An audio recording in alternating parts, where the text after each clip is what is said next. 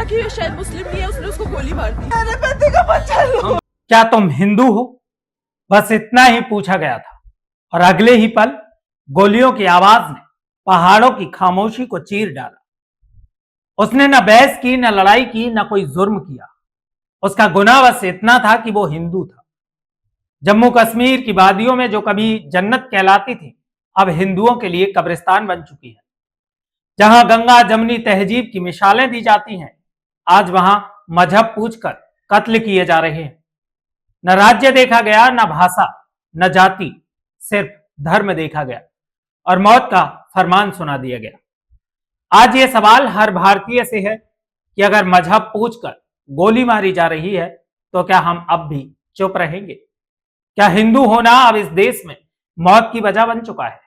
इस तस्वीर में जो शख्स आपको दिखाई दे रहा है, यह आज जिंदा होता अगर ये हिंदू नहीं होता, क्योंकि मारने वालों ने मारने से पहले उसके राज्य के बारे में नहीं पूछा, उसकी भाषा के बारे में नहीं पूछा, उसकी जाति के बारे में भी नहीं पूछा।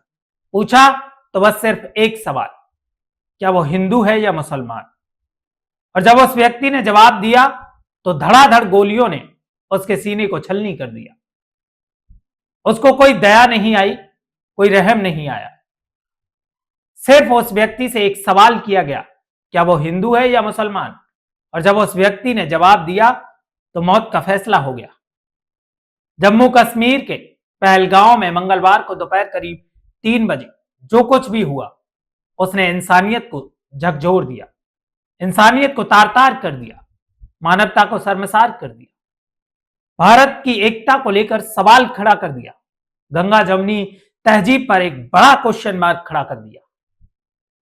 कश्मीर में अब तक 26 लोगों की मौत की पुष्टि हो चुकी है और यह आंकड़ा अभी और भी बढ़ सकता है। लेकिन इन 26 लोगों की मौत किस तरह हुई है, अगर ये आप जानेंगे तो यकीन मानिए आपकी रूह कांप जाएगी, इंसानियत से आपका विश्वास उठ जाएगा। गोली चलाने वाले टूरिस्टों के पास जाते हैं और उनसे कहते हैं कि अपनी पैंट को उतारो। वो देखना चाह रहे थे कि ये हिंदू है या मुसलमान, और जब ये कंफर्म हो गया तो गोली मार दी गई। पैंट उतरवाने के बाद उस व्यक्ति को गोली मार दी जाती है। भारत में अक्सर हम गंगा जमनी तहजीब की बात करते हैं और यह भी कहते हैं कि मजहब नहीं सिखाता हमें आपस में बैर रखना। लेकिन आज इस देश में बहुत सारे लोग ऐसे हैं जो ये सवाल पूछ रहे हैं कि अगर गोली मारने वाले किसी मजहब से नहीं थे तो फिर मजहब पूछकर गोली क्यों मारी गई? इस कश्मीर के अंदर आज भी वो लोग हैं जो मजहब और धर्म को देखकर लोगों का कत्ल कर रहे हैं। क्योंकि ये बात मैं इसलिए कह रहा हूं कि जिनको मारा गया उनके साथ कोई बहस नहीं हुई, कोई दुश्मनी नहीं थी, कोई लड़ाई दंगा नहीं हुआ, कोई सवाल नहीं पूछा गया, यहां तक कि इंसानियत को भी नहीं देखा गया। यह ऐलान था कश्मीर में हिंदू होने का कि अगर आप हिंदू हैं तो यह जुर्म है। न जाति पूछी गई, न भाषा पूछी गई, न राज्य पूछा गया, सिर्फ एक सवाल, तू हिंदू है, और मौत के घाट उतार दिया गया। इसे आप टारगेटेड किलिंग से आगे बढ़ाकर सुनियोजित नरसंहार की संज्ञा दे सकते हैं। मंजुनाथ राव कर्नाटक का एक परिवार जो यहां पहुंचा था, उसमें मंजुनाथ राव जो हैं वो अपनी पत्नी पल्लवी और बेटे के साथ कश्मीर देखने पहुंचे थे। हम सब की नजर में कश्मीर भारत का ताज है, वो स्थान है जो दुनिया में जन्नत की निगाहों से देखा जाता है। मगर इस परिवार को यह एहसास नहीं था कि हिंदू होकर जन्नत देखने जाना उसकी जिंदगी पर भारी पड़ सकता है। आतंकवादी पहुंचे, उससे उसका नाम पूछा, पता लगा कि वो हिंदू है। अगले पल उसकी छातियों पर गोलियों की तड़तड़ाहट गूंज उठती है। उसकी पत्नी और बेटे की आंखों के सामने उसे गोलियों से भून दिया जाता है। पत्नी चीखती रही, चिल्लाती रही, कहती है कि तुमने मेरे पति को मार डाला तो मुझे भी मार दो। इसके बाद आतंकियों का जवाब आता है कि नहीं, तुझे जिंदा रहना है और जाकर अपनी सरकार को बता दे। हम इस देश में दिन रात संविधान की दुहाई देते हैं। संविधान कहता है कि हम सब एक हैं, बराबर हैं। अगर आतंकवादियों का संविधान, वो कहता है कि हिंदू काफिर है, उसे सांस लेने का हक नहीं है। वो कहता है कि अल्लाह का फरमान है कि हर काफिर का खून बहा दो। बांग्लादेश से बंगाल और कश्मीर तक मारने वाले भी वही और मरने वाले भी वही।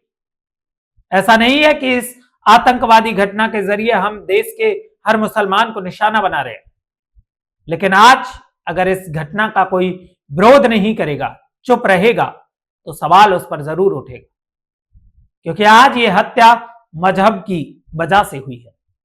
ये लोग जिंदा होते अगर ये हिंदू नहीं होते। इसलिए हम इस देश के मुसलमानों से भी कहेंगे कि आप भी आइए, हमारी आवाज में आवाज मिलाइए और बताइए, कहिए चीख कर कि धर्म की वजह से जो हत्या की गई है, यह अल्लाह की इबादत नहीं हो सकती, यह मुसलमान नहीं हो सकता। कश्मीर की वादियां जो कभी फूलों की महक और शांति से महका करती थी, अब हिंदुओं के लिए कसाई खाना बन गई हैं। कश्मीर में हिंदू होना मौत का फरमान है।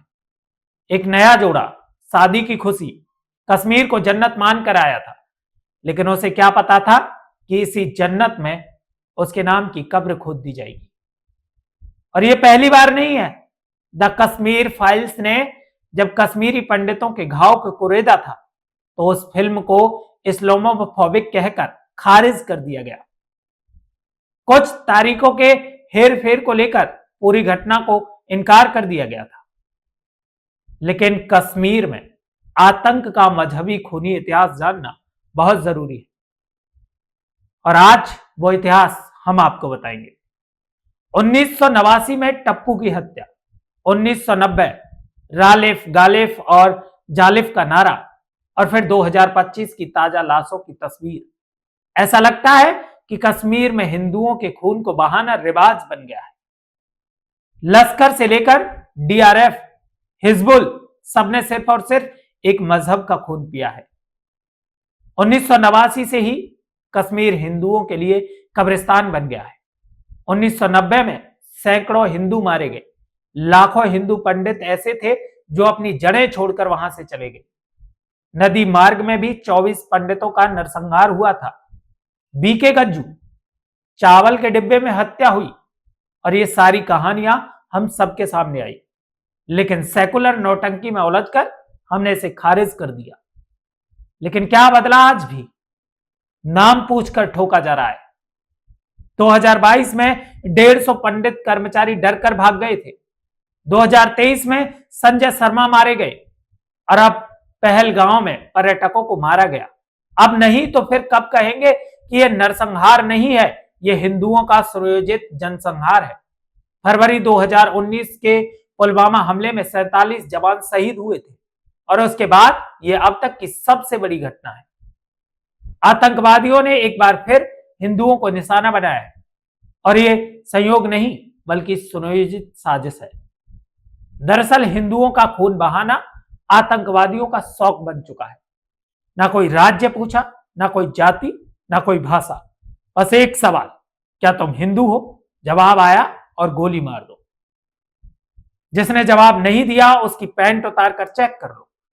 सवाल आज इस देश की सरकार से भी है कि अगर जब आप ये दावा करते हैं कि देश सुरक्षित हाथों में है, तो ये टारगेट हमले कैसे हो रहे हैं? सरकार बार बार कहती है कि नोटबंदी के बाद, धारा 370 खत्म होने के बाद आतंकवाद खत्म हो गया था, लेकिन पिछली बार जब डोनाल्ड ट्रंप आए तब दिल्ली जली। अब अमेरिका का उपराष्ट्रपति आया है तो कश्मीर में खून बह रहा है। क्या यह सब संयोग है? लेकिन सवाल यही कि आखिर सरकार क्या कर रही है? कश्मीर में आतंकवादियों के हौसले इतने पस्त क्यों नहीं थे कि ऐसी घटना को अंजाम देने से पहले उनको 100 बार सोचना पड़ता? क्यों आतंकवादियों में यह खौफ नहीं था? इस सवाल का जवाब सरकार को देना पड़ेगा। कश्मीर में अगर हिंदू होना गुनाह बन गया है, तो फिर सरकार की खामोशी पर सवाल उठेगा। और अगर मोदी सरकार के राज्य में भी हिंदू की पहचान उसकी मौत बन जाए, तो फिर किस शांति की बीन बजाई जा रही है? यह हमला जम्मू कश्मीर के पुलवामा के बाद सबसे बड़ा हमला था, जो मजहब के नाम पर हिंदुओं का खून बह रहा था। सड़कों पर हिंदुओं का लहू बह रहा था। पहलगांव में जो हमला है वो रूह कपाने वाला है, और इस घटना पर जो चुप है वो दोषी हैं। ये याद रखिए कि आपकी चुप्पी का बोझ आपके बच्चों की लाशों को उठाने पर मजबूर कर सकता है। और कश्मीर के मजहबी आतंकवाद का सच अब सारी दुनिया को स्वीकार करना होगा। ये लड़ाई केवल कश्मीर की नहीं है, केवल भारत की नहीं है, ये मानवता की जंग। हर आतंकवादी को जड़ से उखाड़ना होगा। आशा करते हैं कि जिनका खून बहा है उन्हें इंसाफ मिलेगा और 140 करोड़ भारतीय एक स्वर में स्वर लगाकर कहेंगे कि जो हुआ भारत की अखंडता और एकता पर हमला था। हम ईश्वर से प्रार्थना करते हैं कि जिन मासूमों का खून बहा उन्हें शांति मिले, उनके परिवारों को इस अंधेरे समय में संभलने की शक्ति मिले। ओम शांति। जय हिंद, जय भारत।